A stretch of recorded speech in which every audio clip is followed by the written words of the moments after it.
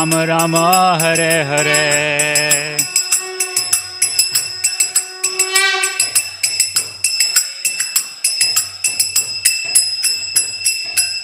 Hare Krishna, Hare Krishna, Krishna Krishna, Hare Hare, Hare Rama, Hare Rama, Rama Rama, Hare Hare.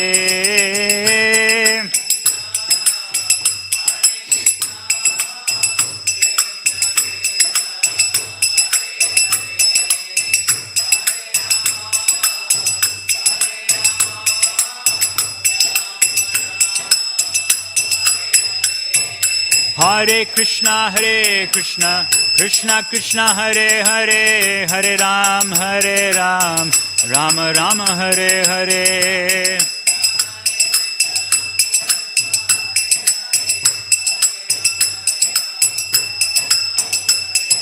Hare Krishna, Krishna Krishna, Hare Hare, Hare Ram, Rama Rama, Hare Hare.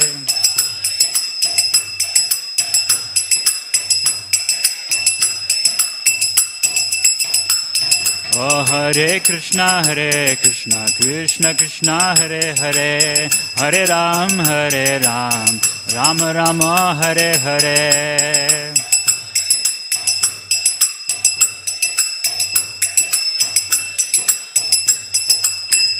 Jaya Radha Gopinath, Radha Gopinath Shri Radhe.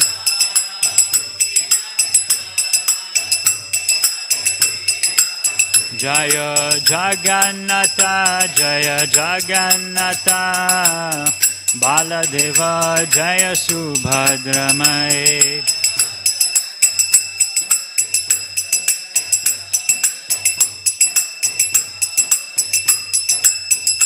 Jaya Gauranitai, Jaya Gauranitai, Gauranitai, Jaya Gauranitai.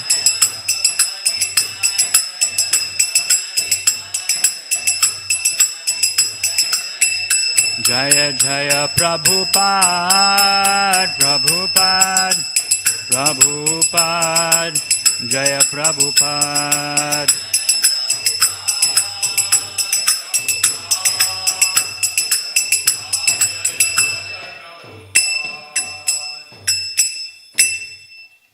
Jai Om Vishnupad Paramhamsa Parivrajikacharya Ashtottara Shri Srimad His Divine Grace Abhay Sharnaravinda Bhaktivedanta Swami Srila Prabhupada Ki Jai.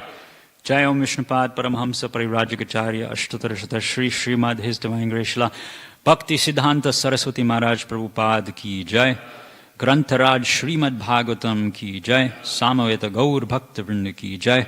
Jainitai Gaur Premanande Hari.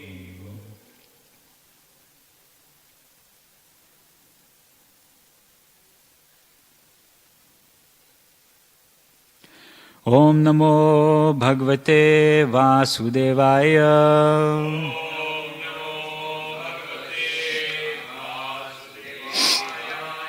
Om Namo Bhagavate Vasudevaya.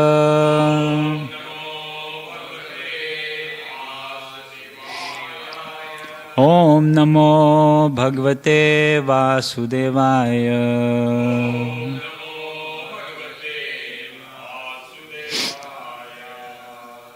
This morning we are reading from Srimad Bhagavatam, Canto 3, Chapter 18, the battle between Lord Boar and Hiranyaksha. Text number 9. Okay. Paranushaktam tapaniyopakalpam.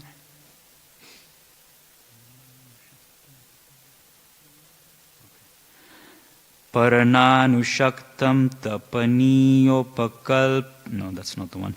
Paranushaktam tapaniyopakalpam.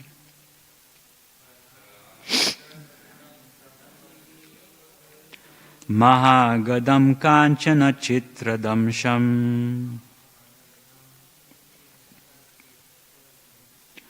Marmanya bikshnam pratudantam duruk durukte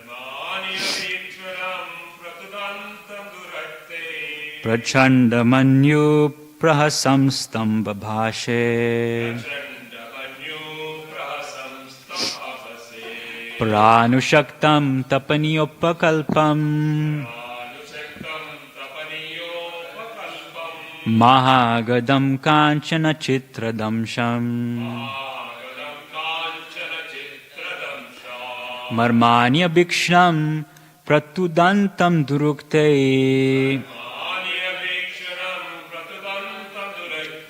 Prachanda manyu prahasamstam babhashe Paranushaktam tapaniyopakalpam Mahagadam kanchana chitradamsham Marmanya bhikshnam pratudantam durukte Prachanda manyu prahasamstam babhashe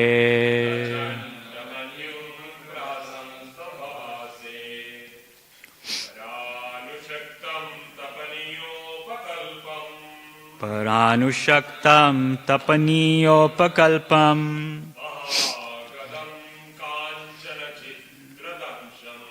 Mahagadam kanchana chitradamsham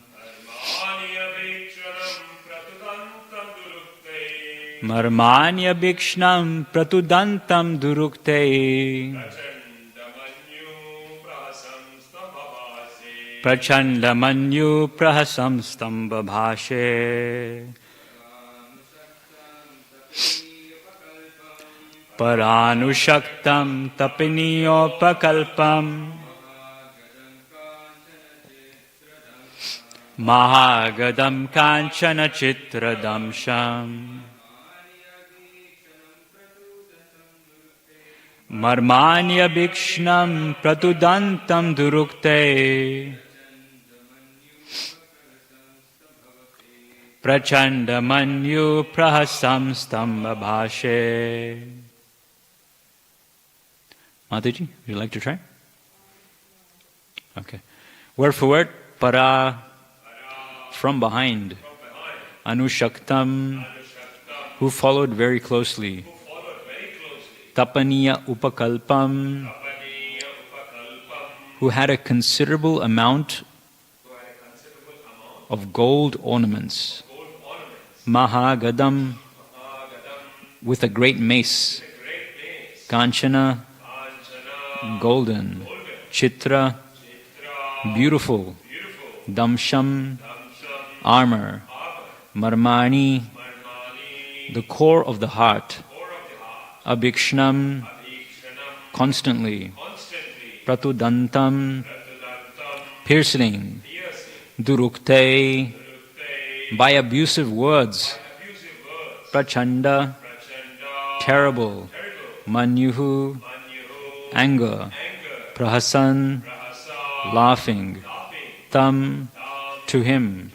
Babhashe, he said. Translation purport by His Divine Grace A.C. Bhaktivedanta Swami Srila Prabhupada ki jai. Translation. The demon who had a wealth of ornaments, bangles, and beautiful golden armor on his body chased the Lord from behind with a great mace. The Lord tolerated his piercing ill words, but in order to reply to him, he expressed his terrible anger. Purport. The Lord could have chastised the demon immediately, while the demon was deriding the Lord with ill words. But the Lord tolerated him to please the demigods and to show that they should not be afraid of demons while discharging their duties. Therefore, his toleration was displayed mainly to drive away the fears of the demigods, who should know that the Lord is always present to protect them. The demons' derision of the Lord was just like the barking of dogs. The Lord did not care about it, since he was doing his own work in delivering the earth from the midst of water. This reminds me of book distribution. Generally, when we start distributing Srila Prabhupada's books, Every time we get rejected, it's like someone is piercing an arrow into your chest. It's so strong, it's so powerful. You don't want to approach the next person. But if you keep distributing Srila Prabhupada's books, if you keep going on, stopping more and more people, then after some time, it's just like if you throw, like I think even Bhagavatam gives the example of throwing flowers on an elephant. If you throw flower petals on an elephant, it doesn't affect the elephant at all. Indeed, the elephant can't even feel the flower petals.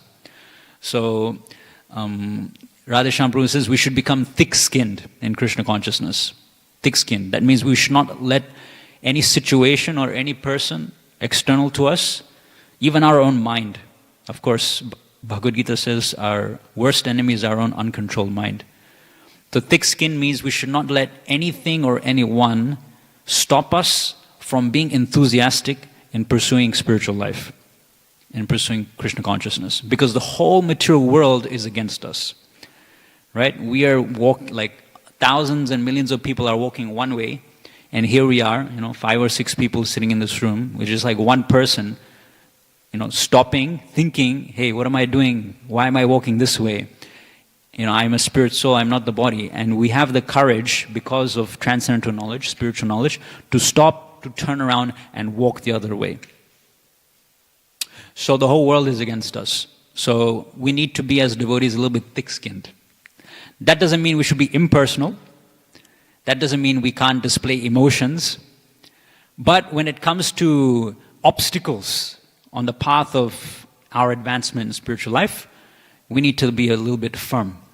We shouldn't be too sentimental or, like that, for them to stop us from advancing in spiritual life. So then in book distribution, as you keep going, then if people reject you or they insult you, it's just like flower petals being thrown on an elephant. It doesn't affect you anymore. So that's the mercy of Lord Krishna. So, okay, the demon's derision of the Lord was just like the barking of dogs. The Lord did not care about it, since he was doing his own work in delivering the earth from the midst of the water. Materialistic demons always possess large amounts of gold in various shapes, and they think that a large amount of gold, physical strength, and popularity can save them from the wrath of the Supreme Personality of Godhead. Om Jnanatimirandasya Jnananjana Shlakaya Chakshurmilitam Yena Tasmai Shri Gurave Namaha Shri Chaitanya Manobishtam Stapitam Yena Bhutale Swayam Rupa Kadamahyam Dadati Swapadantikam Vandeham Shri Guru Shri Utapadakamalam Shri Gurun Vaishnavamsha Shri Rupam Sagrajatam Sahagana Raghunathanvitam Tam Sajivam Sadvaitam Savadutam Parijana Saitam Krishna Chaitanya Devam Shri Radha Krishna Padan Sahagana Lalita Shri Vishakhanvitamscha He Krishna Karuna Sindhu Deenabandho Jagatpate Gopesha Gopika Kanta Radha Kanta Namostute Tapta Kanchana Gaurangi Radhe Vrindavaneshwari Vrishabhanu Sute Devi Pranamami Haripriye Vansha Kalpaturubhyasya Kripa Sindhu Bhyavacha Patitanam Pavanebhyo Vaishnavebhyo Namo Namaha Jaya Shri Krishna Chaitanya Prabhu Nityananda Shri Advaita Gadadhar Srivasari Gaur Bhakta Vrinda Hare Krishna Krishna Krishna Hare Hare Hare Rama Rama Rama Hare Hare Hare Krishna Krishna Krishna Hare Hare Hare Rama Rama Rama Hare Hare Hare Krishna Krishna Krishna Hare Hare Hare Rama Rama Hare Hare. One of the names of Lord Chaitanya is Gaura Mega. Gaura means golden complexioned, and Mega means cloud. So when I look at this beautiful decoration here, it reminds me of that. Of course, the cloud is not golden, but the rain which is coming from the clouds in the form of these lights, it reminds us of the mercy of Lord Chaitanya. Kali Yuga is a very dark place. So Lord Chaitanya is bright, effulgent, golden in color. And his mercy is also like that as well. So if you put a small light, even a small light against a dark black background, it is very significant. Right? So we are tiny jivas. We are carrying tiny small amounts of the mercy of Sri Chaitanya Mahaprabhu. But in the dense darkness of Kali Yuga, that small mercy is very significant. Just like, that story of, Srila Prabhupada gives the story of thousands of fish which had washed up on the shore. And then two friends were walking by. And one of the friends said, let's throw the fish back into the water. And he said, what's the point? The other friend said, what's the point? There's thousands of fish there. We can't throw all of them. But then they started throwing one by one. And he threw the first one and he said, it mattered for that fish that we threw him back. Then they threw another one and he said, for this fish it mattered that he went back into the water. Okay, we may not be able to deliver all the millions and millions, unlimited practically, conditioned souls. But with whatever empowerment we have, we can try. And that matters. And that is very pleasing to Krishna. And of course, if we are fully empowered, if we have Krishna Shakti, then someone like Srila Prabhupada can indeed deliver millions and millions of conditioned souls. So it is possible. So here in this section of Srimad Bhagavatam, we're witnessing a fight. It's not an ordinary fight. Just like recently we came back from India, so we were in Vrindavan, and we were in Loy Bazaar. A good part of our trip in Vrindavan was in Loy Bazaar. We were shopping for Radha Gopinath. We were buying some silver items for Radha Gopinath. So it's very small and narrow lanes in Loy Bazaar. And they've recently introduced these e-rickshaws. So they've got rid of the old auto rickshaws which were there in Vrindavan before. So they're electrical rickshaws and they're a bit more longer. And they always create a lot of traffic jams in the tiny narrow lanes of Loy Bazaar. So I remember that the traffic jam was there and one rickshaw driver, he was hitting on purpose the back of another rickshaw. And the rickshaw driver who was getting hit, he was saying, yeah, keep hitting, keep hitting. So he was hitting. And everyone knew what was going to happen. At one point he was going to lose his patience, get off the rickshaw, and there was going to be a fight. And that's indeed what happened. He got out of his rickshaw and then no one wanted to see it. That's the point I'm trying to make. The point I'm trying to make is when there is a fight, generally speaking, no one wants to see it. Right? Everyone wants to turn their face and walk another way. It's not a very pleasant situation. Unless it's something professional like wrestling or something like that. It's for a show. But here is a fight which is not ordinary, which we are talking about yugas and yugas, millions and millions of years after it has happened. Just like Kurukshetra as well. Happened more than 5,000 years. We're still talking about it. What other battles do you know that happened thousands and thousands of years ago that we are still talking about today? I can't think of anything that happened 4,000 or 5,000 years ago that we still talk about. So that is because Krishna is involved. This is a fight between Krishna appearing as Lord Varaha, the boar. This chapter is called Battle between Lord Boar and Hiranyaksha, and his devotee, Hiranyaksha.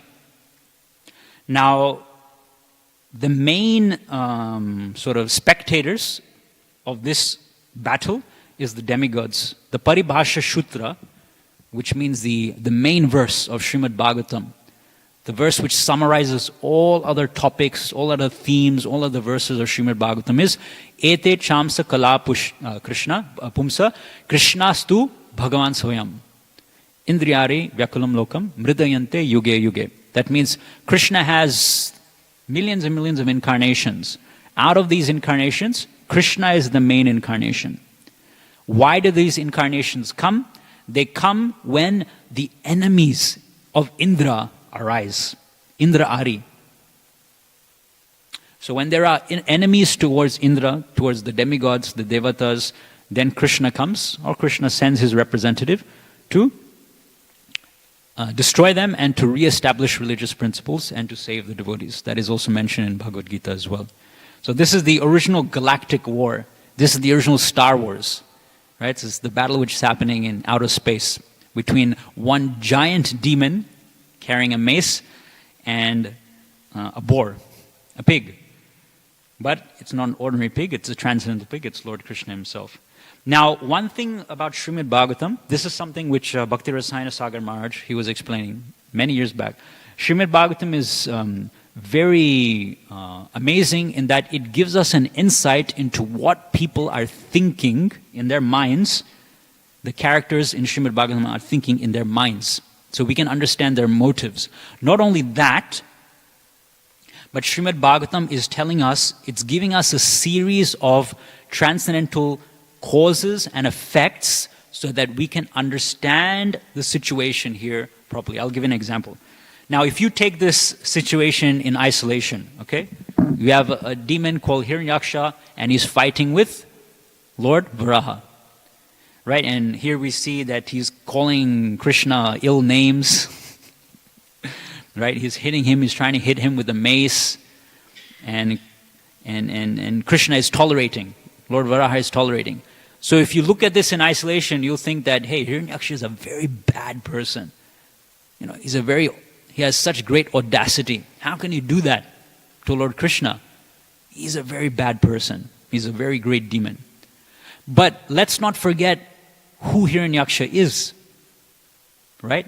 If you just look, the previous chapter or two, we can see that the reason why Hiranyaksha is fighting with Lord Varaha is because he was cursed by the four Kumaras. The four Kumaras came to the gates of Vaikuntha. They wanted to enter Vaikuntha. Jay and Vijay, we have Jay and Vijay here, they stopped them. And then Lord Vishnu comes out and he says, look, these are my dear servants. He's telling to the four Kumaras, these are my dear servants. And he gives them an option. Either you stay in the mature world as my pure devotees for 7 births, or you appear in the mature world as demons for 3 births. Because Jay and Vijay want to return to Vaikuntha as soon as possible to resume their service as the gatekeepers of Vaikuntha, they chose to appear as demons. So it is their devotional service to Lord Varaha to appear as demons and to fight with him. So when Hiranyaksha is calling Varaha ill names and he's fighting with him with tremendous vigor, right?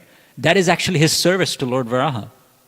That is pleasing Varaha. There are 5 rasas. We know the 5 rasas, right? Shanta, Dasya, then Sakhya, Vatsalya, and Madhurya. These are the 5 different relationships you can have with Krishna. Then there is 7 supplementary rasas. And one of these rasas is virya, which means fighting. Fighting ras. So any of the devotees in the 5 rasas, they can at different... Sri Chaitanya Mahaprabhu tells this to Rupa Goswami in Chaitanya Charitamrita. He says that any of the devotees in the 5 rasas, at different times, they can take on any one of the 7 supplementary rasas to facilitate their service to Krishna. So we see that Jay and Vijay, which rasa do they belong to with Krishna? Which one of the 5 rasas? Dasya. Dasya means they're servants of Krishna, right? But here we see a servant is fighting with his master. It doesn't usually happen. But why is that? Because Krishna, his master, wants his servant to fight with him. So we see a situation where someone in Dasya Ras is taking on that Virya Ras with Krishna. Same thing with Bhishma Dev. Bhishma Dev is also related to Krishna and in Dasya as a servant, right? And you can say an aspect of Vatsalya as well. But he's fighting.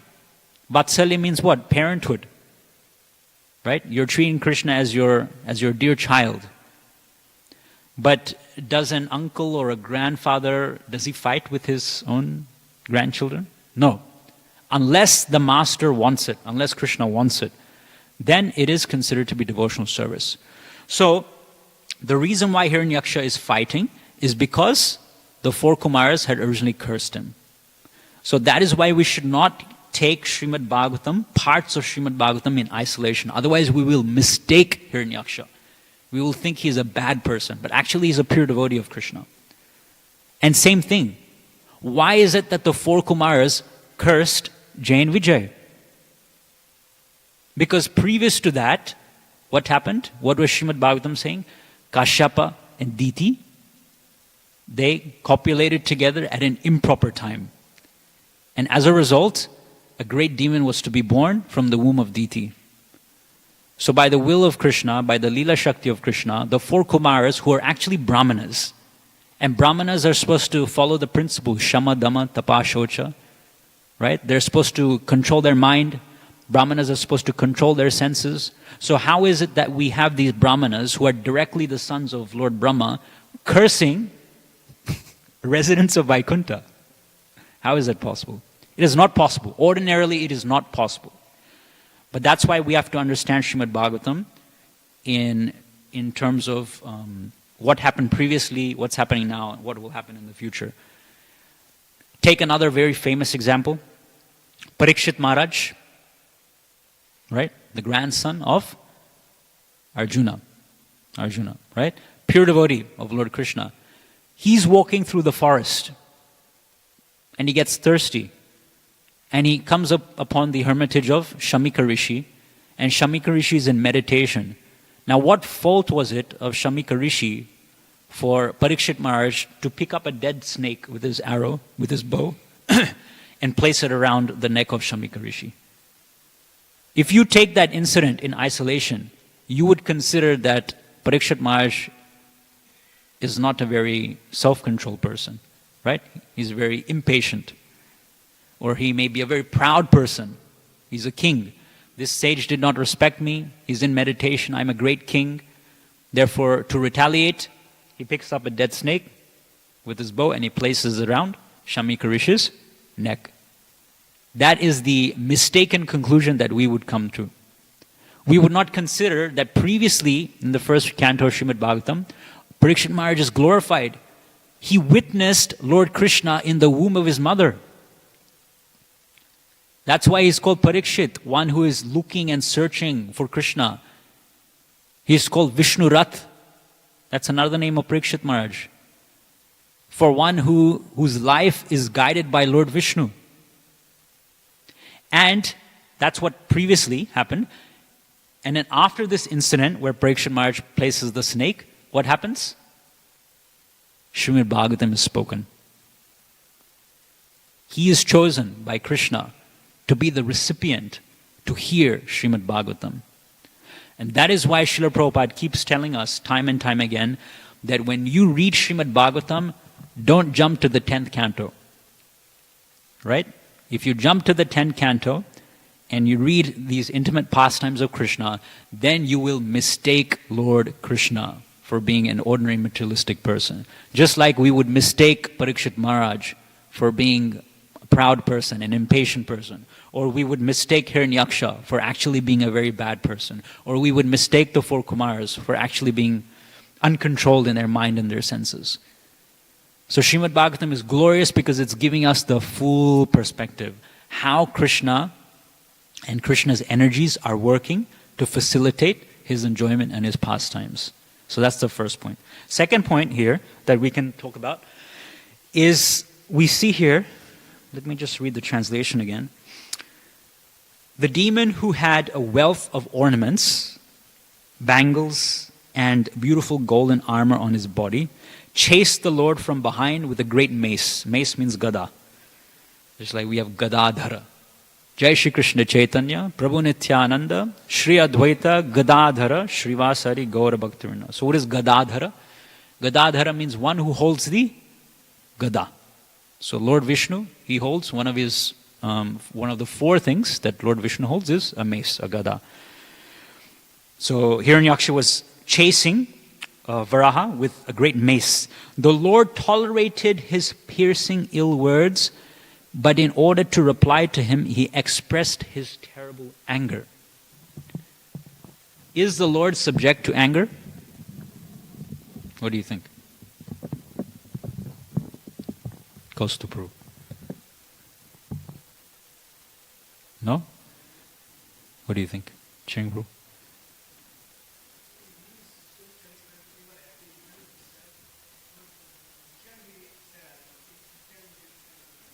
Okay. Actually, what Bhagavad Gita says, how does anger arise? Lust. Right? Dhyayato vishayan pumsam sangas teshu pajayate. Sangat sanjayate kama, kamat Krodho vijayate. When we contemplate with our mind on the objects of senses, right? We keep thinking about them, we develop an attachment to these objects. That attachment turns to lust, an intense longing to have that object for my pleasure. The analysis is that if you get that object for your pleasure, you'll become greedy to enjoy more.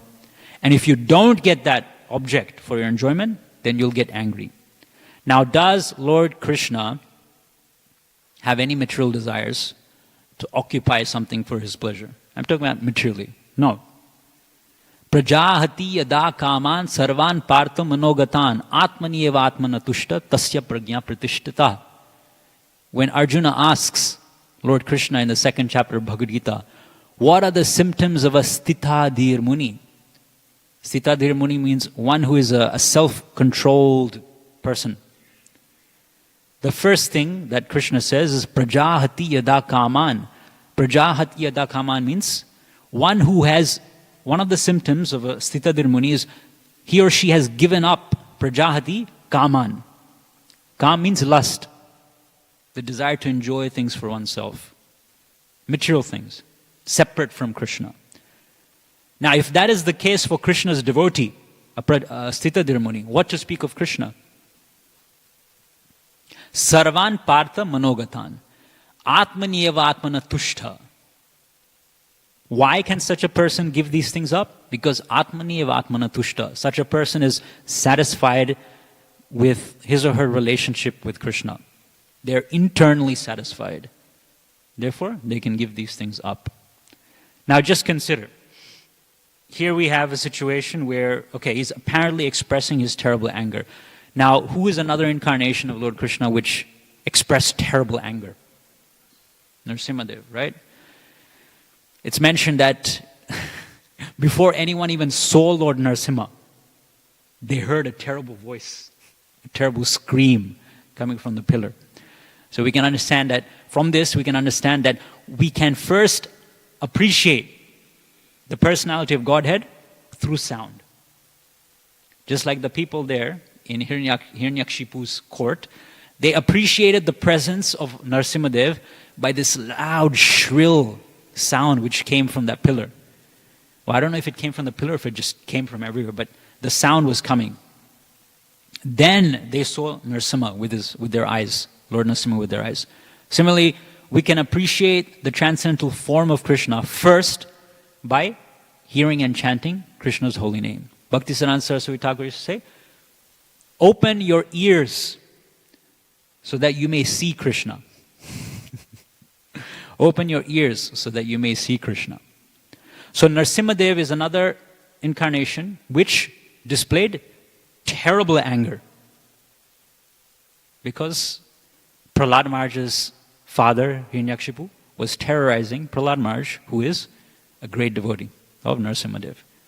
Now, generally if you're in a fit of rage, I'm not sure if any of you devotees in a fit of rage before, red, maybe you're sweating, your eyes are red, just you're shaking, you can't control your mind, what you're thinking, you're just ready to become violent. Now, Nrsimhadev was apparently in that situation, right? He's just finished killing thousands and thousands of soldiers of Hiranyakashipu. But then Prahlad Maharaj comes with a garland and immediately Nrsimhadev's anger is pacified. That means Nrsimhadev's anger is not material. It is transcendental. When we were in Mayapur, we were going through the Vedic Gurukul, which is there. And one of the boys who was taking us around on the tour, and he told us another pastime of what actually happened. There was, you know how different personalities were coming up and trying to pacify? Lord Nrsimha, Lakshmi Devi came, and Brahma, he came, like that. And Nrsimhadev was still angry. So actually, what he was telling us is that there was an instance where Nrsimhadev actually laughed. So what he was, I haven't read it personally in the Shastra, but this is what he was telling us. he was telling us that Lord Ganesh, he came actually. And he was like the court jester. The court jester. So, Lord Ganesh is generally physically a big person. Big personality. But his Vahan, his Viman is a tiny mouse. So it just so happened that Lord Ganesh was in that assembly where Nrsimhadev was very angry. And because his Vaman, the mouse was so small, he happened to fall off his mouse. And when he saw that, Lord Nrsimha saw that, he actually smiled slightly. He laughed slightly. So we can see this anger which Krishna is showing, it's actually not anger. It's purely for his pastimes. Think of the other example of the Rajasuya sacrifice, right? In Krishna Lila, when Krishna is here. Now, Shishupala is there, and he's blaspheming Krishna. Left, right, and center. He was blaspheming Krishna since he was a young child. So, Krishna, the thing was that Krishna would kill Shishupal when he blasphemed him for 100 times. So in the Rajasuya sacrifice, he was blaspheming Krishna, and then he came to the 100th time. And then what did Krishna do? He got his Sudarshan Chakra and he sliced off his head. But how did he slice off his head? He sliced off the head of Shishupal in a way that not a single drop of blood fell and contaminated the yagya area, so that Yudhishthira Maharaj could receive the full benefit of doing the Rajasuya sacrifice. Now, if Krishna was actually angry at Shishupal, what do you think Krishna would have done? Just imagine Krishna's not there, let's say you're there. And you have all these siddhis. And someone is blaspheming you for the 100th time. What do you think you would do? You would lose all control, and you would try to, you wouldn't consider about the sacrifice situation. You wouldn't consider about the benefit to Yudhishthira Maharaj. You would just want to get revenge on them. But even though Krishna sent that Sudarshan Chakra to cut off the head of Shishupal, he was fully cognizant, he was fully aware that he didn't want to put Yudhishthira Maharaj, his devotee, at risk, of losing the benefit. So actually Krishna was not angry, he was unaffected by the blasphemy of Shishupal. At the start of Srimad Bhagavatam, when it is mentioned that when Ashwatthama, when he releases the Brahmastra, right? And then what happens? And then Arjuna, he goes to give chase to Ashwatthama. And Arjuna goes and Krishna goes as well. There the eyes are described of both Arjuna and Krishna.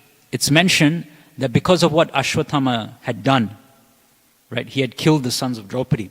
Because of what Ashwatthama had done, Arjuna's eyes were red hot like molten copper, filled with anger. And what was Krishna's eyes like? They're described as being like lotus petals. Right? So in all situations, although we see here where Varaha appears to be showing anger, it's simply the Leela Shakti, the Kriya Shakti of Krishna. Krishna is getting into that position. Yes, I am coming as Lord Varaha. This is actually my enemy, and I'm actually fighting with them. Can you imagine if Krishna was fighting, or Lord Varaha was fighting with Hiranyaksha, and he was smiling the whole time? And he was fully cognizant that actually Hiranyaksha is my devotee. There would not be any fun for Krishna then. So Krishna actually has to feel, yes, Hiranyaksha is actually my enemy. I actually have to fight with him. Therefore, he appears to be showing terrible anger, although Lord Krishna is never affected by such things. One more thing I can say is about samskar.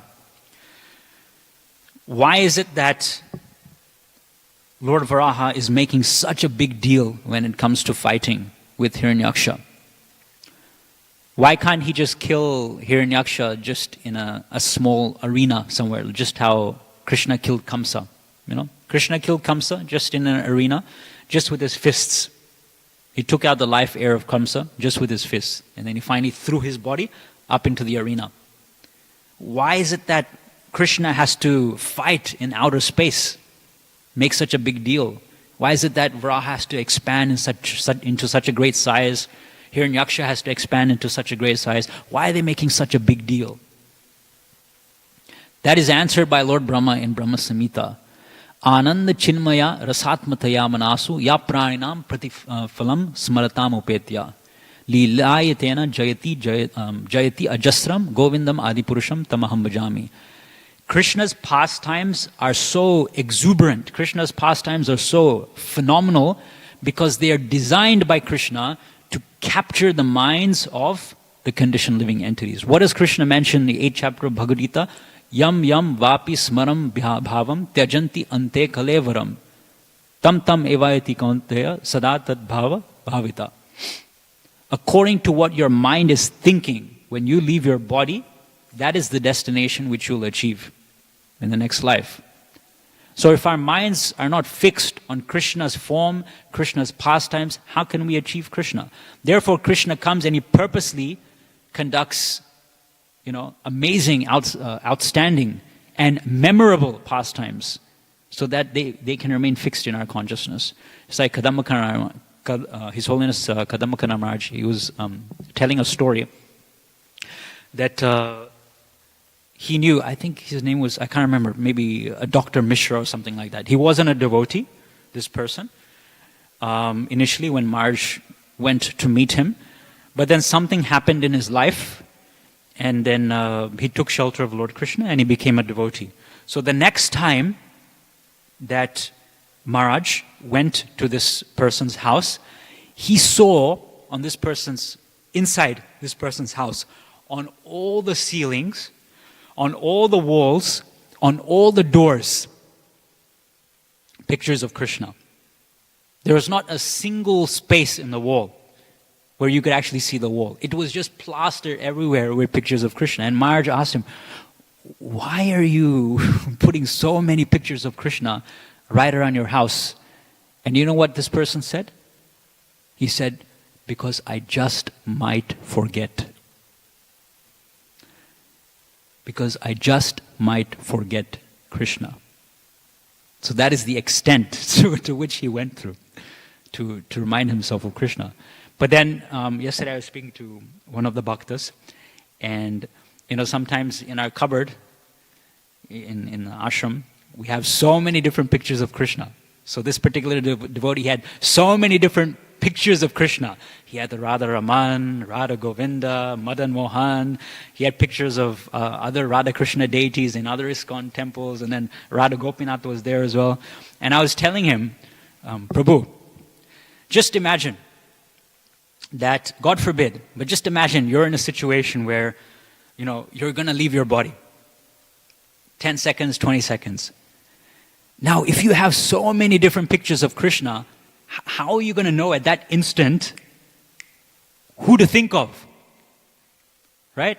Your mind will think, what was that Krishna that I had there? What was that Krishna that I had there?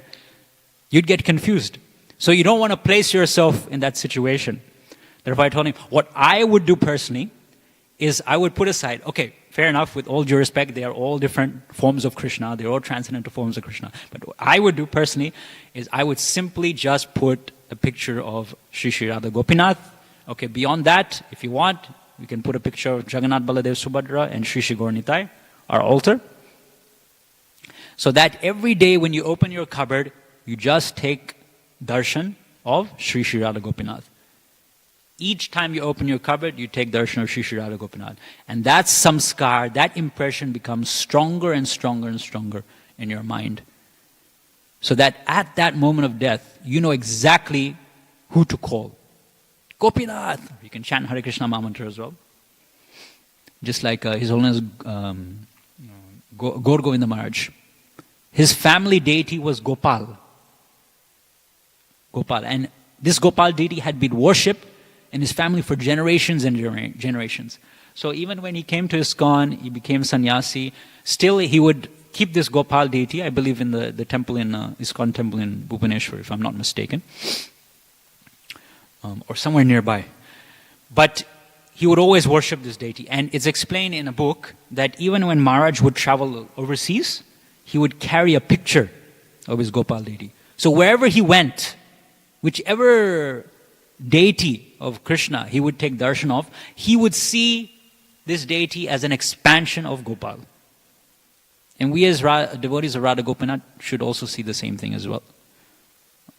So that when Maharaj was sitting one day and he felt that he was going to leave his body, immediately he told the devotees around, okay, start kirtan.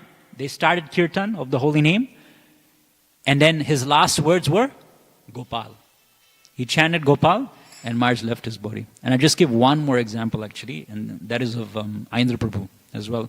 So Indra Prabhu also, he left his body in unfortunate circumstance. We see it externally as unfortunate. Of course, we don't know internally what is happening. This is all arranged by Supreme Personality of Godhead, Krishna.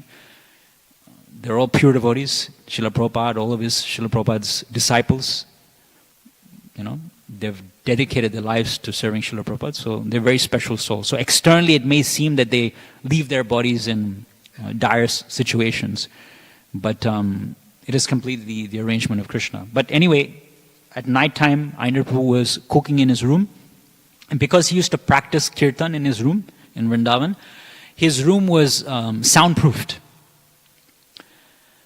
It had one window, but it was closed, and the devotees were telling us in Vrindavan that at that time when he was living there, there were 3 doors. So just like, in a normal room, we just have one door. But his door had 3 doors. I mean, his room had 3 doors. And these 3 doors were sealed with some sort of an adhesive, like a sealant, so that the noise could not escape. So one night he was cooking in his room for the deities, and there was a gas leak, and there was a small fire, and the fire was taking up the oxygen in the room. And the devotees were telling us, like when we recently visited Vrindavan, that he had limited time. He had to escape. So unfortunately he could not open the doors because the plastic or the rubber sealant had fused the door to the wall. So he could not open the doors. He could not escape that way. Then he had a very big altar with thousands of Shaligram Shilas, beautiful deities of Nitai Sachisutta, Shishi Gaur Nitai. So they had their kamandalu, the deities have a kamandalu. So he tried to take that kamandalu, and you can just imagine the situation. There's smoke in the room, fire in the room, you can't breathe properly, you just have limited time. So he took the kamandalu of Nitai Sachisutta and he tried to break the window, or he tried to alert someone at least outside. And to no avail. He could not break the window as well. So that's it. He thought, okay, that's it. This is it. And then at that moment, that confusing moment where this is it. I have no time. I'm going to leave my body. What did he do? He fell in Dandavat Pranam position at the lotus feet of Nitai, at the lotus feet of Nityananda. He covered himself with a chadar, and he left his body in that situation. And devotees found him like that the very next day. So we can see, how is it that he was able to do that in that split second? How was he able to think so clearly in that split second? Because throughout his lifetime, he was meditating simply on his deities. So we should be like that. We have Shri Shri Radha Gopinath. Srila Prabhupada has installed them. Srila Prabhupada has told Radha Gopinath, now I cannot take care of you anymore. I have to travel elsewhere. So you please take care of these mlechas. I'm leaving them in your hands. So we are proud to be mlechas of Radha Gopinath. We're proud to be the devotees of Radha Gopinath. So just as they are giving us so much mercy, we should always serve them and always meditate on Radha Gopinath. So that at that critical moment, at that antakal, that last moment, our mind simply goes towards their lotus feet. Okay, so I'll finish here. Any quick question? Where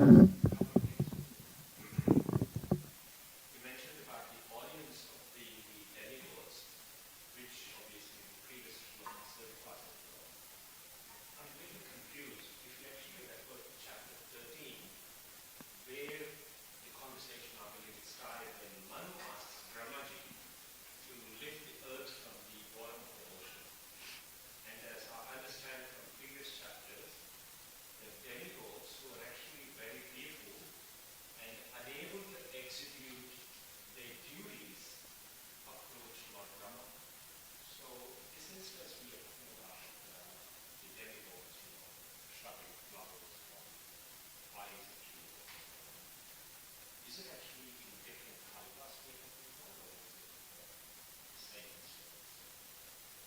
What is the context for Manu? The demigods being in the audience. Yeah.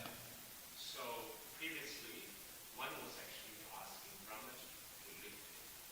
So, and this instance, and then it's mentioned in the previous chapters, the demigods were actually seeing all the universe being really dark. They didn't know what was happening. So at that time, they were approaching Brahma, and Brahma actually narrating the four commandments instead of getting that. Okay, okay. Is it actually different kalpas? This was really about. Well, I know that Varaha lifted twice. I'm not sure if it's So I'm not sure. Maybe it's a different one, because what we're seeing here is the story that Brahma is telling the demigods, right? Right? It's not the incident with Manu. So I am not sure exactly. Just another interesting point of the which you touched on again. I mean, like you gave your own example of just placing struggle on your altar, and we mentioned that other devotees placing multiple worships. The point I believe you're getting is, how do you remember? But I mean, unless, I don't know, I'm just speaking from a layman perspective, unless one is a pure devotee, like Gaurav Swami Maharaj actually mentioned, you remember Gopal. How can we rely on our mind in the last instance, especially I heard that, at the minute of the death, thousands of scorpions biting at one single point. How can we even remember anyone? Except Lord actually giving us that remembrance, so He actually remembers. But why would he give it to us? Obviously, probably because of this sadhana through our Exactly. So that answers the question, right? So what you're saying is that from our endeavor, because our mind is so contaminated, we are trying and trying and trying to remember Krishna. It is possible. If we're pure devotee, it is possible. But Krishna is looking for our endeavor. So if we are unable to think of Krishna at the time of death, if Krishna has seen that we are sincere throughout our lifetime to try to remember him, then devotees say that Krishna himself will force himself within our mind. So, but then I asked, why would Krishna do that? If we have been practicing Krishna consciousness, we have been trying to remember and cultivate that remembrance of Krishna. I mean, the point I was actually trying to get was, in our daily life, it ends in hundreds of different places, human beings, right? So when we have this generosity in our daily life, why don't we actually see different forms of the Lord? I mean, that's what I was actually. Yeah, there's nothing wrong with that. I'm just saying to make your samskar strong. It's good to focus, because it's like Prabhupada, the example is given, right? Like if you're throwing rocks into the river, into the water, then if you throw them at the same point, right, the waves, the concentric waves will get stronger and stronger. So if you want these impressions in your mind to become stronger and stronger and stronger, personally I feel that it's best to focus on one particular form of Krishna. And that is also mentioned by Kapila Muni in the 3rd canto of Srimad Bhagavatam. It is also mentioned by Lord Brahma in the Brahma Samhita that Krishna will appear to the devotee in the form that the devotee has been meditating on throughout his bhajan, throughout his lifetime. So therefore a devotee should have his or her own Ishta Devata that they are serving throughout their life. Yes, sir. Yeah, no problem. So Prabhupada, you see, if you remember Krishna or Krishna's pure devotee who is linked directly to Krishna, then same thing. I think one disciple of Prabhupada had asked, I don't know exactly what Prabhupada, do you know, Prabhu? What the answer was? Someone had asked that question. I can't remember the exact reply, but similar destination. Srila Prabhupada is where? Srila Prabhupada is with Krishna. So destination.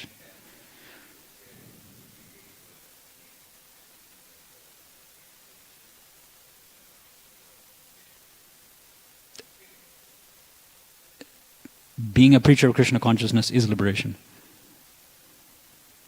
Right? I'm not sure. I don't want to comment directly on that. We have to see what Srila Prabhupada said to that devotee.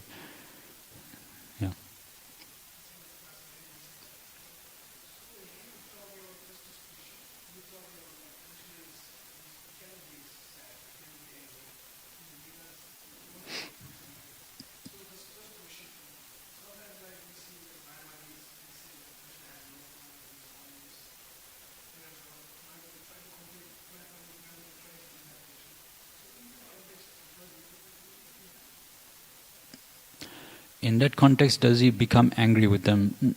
No. Krishna is Atmaram. Right? Krishna is always the supreme enjoyer. So he comes as Lord Chaitanya, just like, okay, Krishna, it's mentioned, there's a verse in Bhagavatam where it's mentioned that Krishna actually doesn't want the conditioned souls to be here in this material world. Krishna doesn't want this material world to be here in the first place. But to facilitate such people, Krishna creates the material world. But then you may think that that compromises Krishna's enjoyment. Right? The creation of the material world compromises his enjoyment. But no, it doesn't.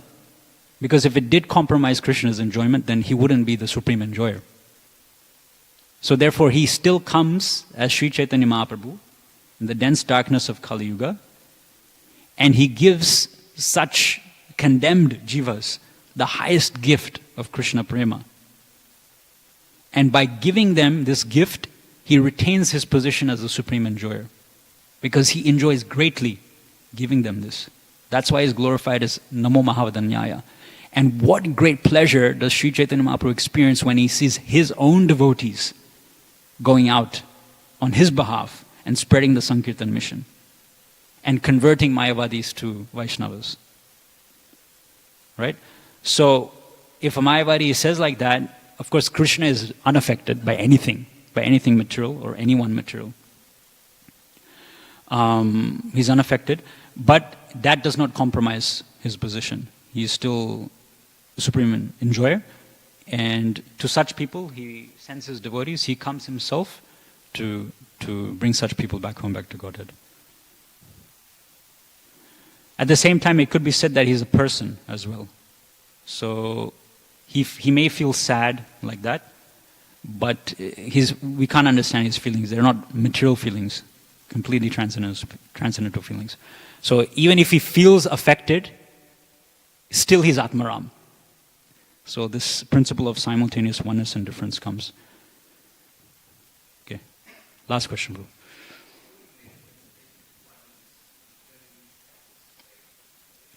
Yes.